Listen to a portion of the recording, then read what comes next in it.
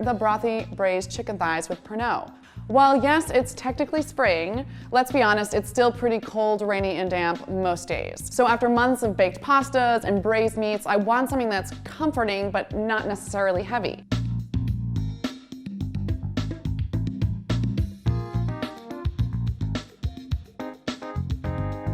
When I'm cooking any type of protein, I like to take it out about 30 minutes or so in advance so it comes up to room temperature. It really encourages even cooking.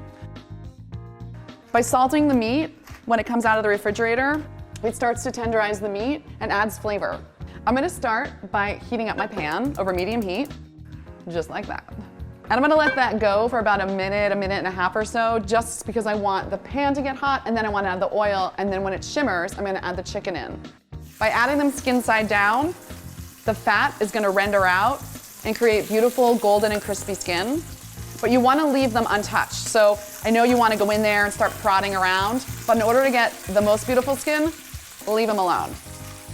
And then I'm gonna leave these undisturbed for about 3 to 4 minutes. Now I'm gonna flip them over and let them cook for another 3 minutes or so.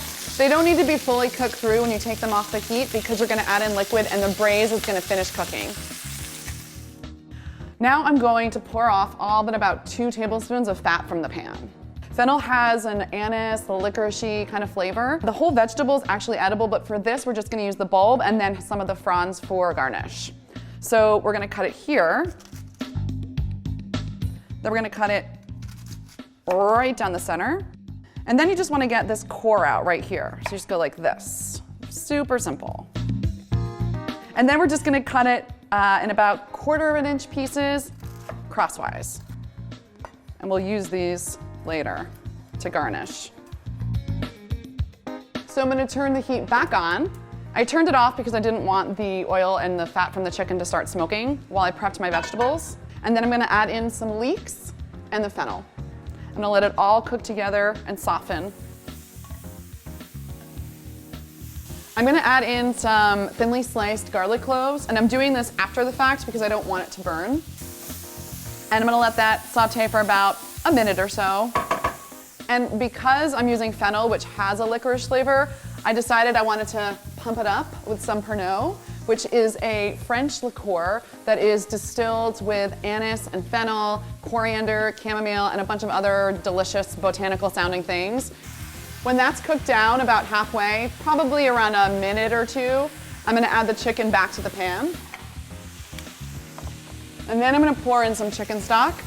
Gonna turn it down so it's just to a simmer, partially cover, and I'll be back to check on you in about 25 minutes.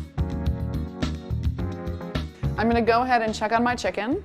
The skin is nice and brown, the vegetables have melted down, and I'm gonna go ahead and plate myself some to try.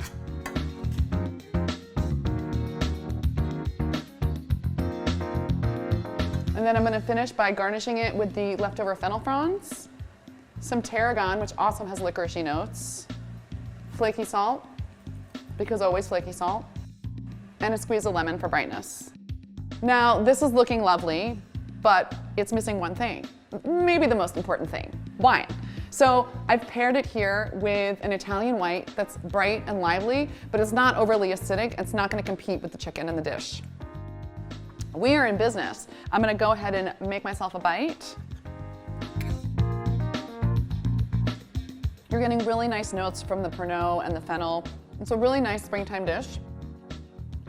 And I hope it puts a spring in your step.